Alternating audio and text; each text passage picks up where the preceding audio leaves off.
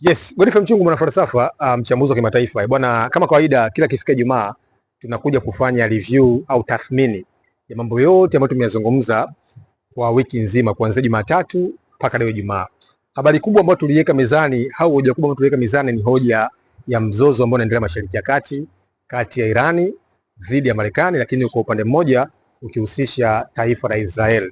Hoja ambayo sasa hivi inaendelea ni mazungumzo ambayo yamekuwa yakiendelea katika nchi ya Oman, na kipindi nafuatilia niliona kwamba kuna hoja ambazo zimewekwa mezani, hoja ambazo zinazitaka kwanza, Marekani wameweka mezani hoja kwamba lazima Irani waache kuwauzia mafuta taifa la China. Unafahamu China katika mataifa ambayo umeingia nayo mkataba wa kuweza kuwauzia mafuta kwa kutumia yuan ni Venezuela, ambao ni mojawapo sababu ambayo imepelekea Venezuela kutoka mamlakani pamoja na Iran.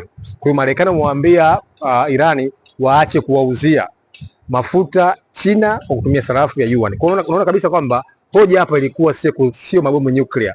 Hoja ilikuwa sio waandamanaji. Hoja ilikuwa namna gani wanaweza kwenda kulinda maslahi ya kiuchumi. Lakini kuna mazungumzo au negotiation ni kwamba tumeshuhudia vile vile upande wa Israel wametoa hoja zao kwamba lazima Irani iache kuvidhamini au kuviunga mkono vile vikundi ambavyo vinaitwa vikundi vya kigaidi kwa mtazamo wa kimagharibi, kuanzia Hamas, Hezbollah, Bani Yunus, Hatibu Hezbollah, Houthi, ambavyo vimekuwa vikitishia usalama kwa mtazamo wa Israeli uwepo wao Mashariki ya Kati. Lakini hoja ukitazama ya Israeli ni kwamba wanataka Irani uweze kuondoa au kupunguza ushawishi wake wa uzalishaji wa nyuklia kutoka 60% ambao wanao sasa hivi mpaka 3% ambao nahisi kabisa itakuwa ni salama dhidi ya uwepo wao Mashariki ya Kati. Lakini cha tatu ni kwamba tumeshuhudia Irani wanasema kwamba wapo tayari kuzungumza kuhusu mpango wa nyuklia, lakini wapo tayari kuzungumza kuhusu mpango salama wa nyuklia. Lakini vile unaweza kujiuliza kwamba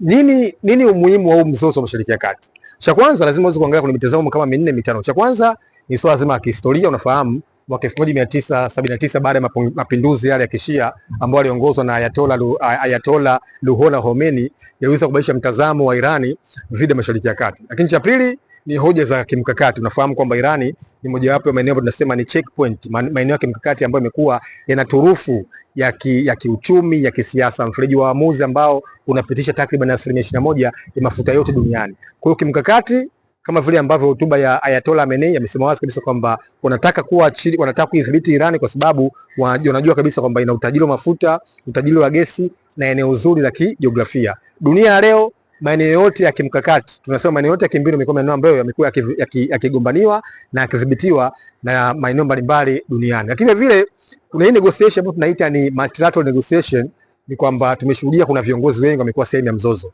Jana tumeshuhudia Rais Trump ameweza kuzungumza na Rais Xi Jinping, wamezungumza vitu vingi vya Taiwan, lakini zaidi sana wamezungumza mpango wa mazungumzo ambao umekuwa ukiendelea katika nchi ya Iran au kule katika nchi katika maeneo Mashariki ya Kati. Lakini vile nimeona leo Marekani wametoa taarifa kwamba watu wao waondoke katika eneo la Iran, na hii inatajwa kwamba ni kama mazungumzo ya kifeli, kunaweza kukawa na shambulio la ghafla. Ndio maana Iran wenyewe wamejaribu kuweka silaha zao intercontinental ballistic missile.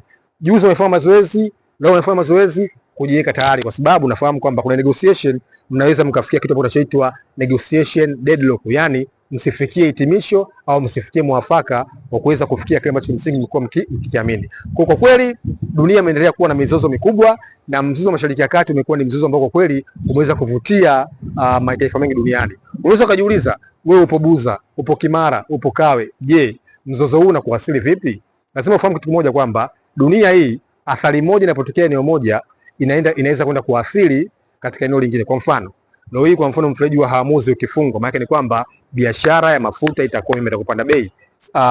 Uchumi wa dunia wote 60% mpaka 70% unategemea mafuta. Kwa hiyo viwanda vitakosa uendeshaji, maisha yatapanda, bidhaa zitapanda. Lakini zaidi sana kutatokea vita ya kikanda, ambao katika ukanda wa Guba au ukanda wa Mashariki ya Kati ni ukanda ambao kuna nchi za kimkakati ambazo Marekani imewekeza. Kwa mfano, Marekani imewekeza zaidi ya dola za Kimarekani bilioni 700 katika eneo la Saudia. Lakini vile kimkakati ni kwamba Marekani anaitaka Saudia kama kuilinda, lakini at the same time anaitaka Irani kuweza kuidhibiti. Kwa hiyo kujipanga kijiografia, kujipanga kimkakati namna gani Marekani anaweza kudhibiti maslahi yake yote ya kiuchumi. Kwa hiyo hii ndio overview ambayo tumekuja nayo leo, lakini hoja nyingine ya msingi ambayo lazima nikuachie ni swala zima nimeona la Netanyahu amezungumza, anasema kwamba ana hofu dhidi ya kuongezeka kwa nguvu za kijeshi katika nchi ya Misri.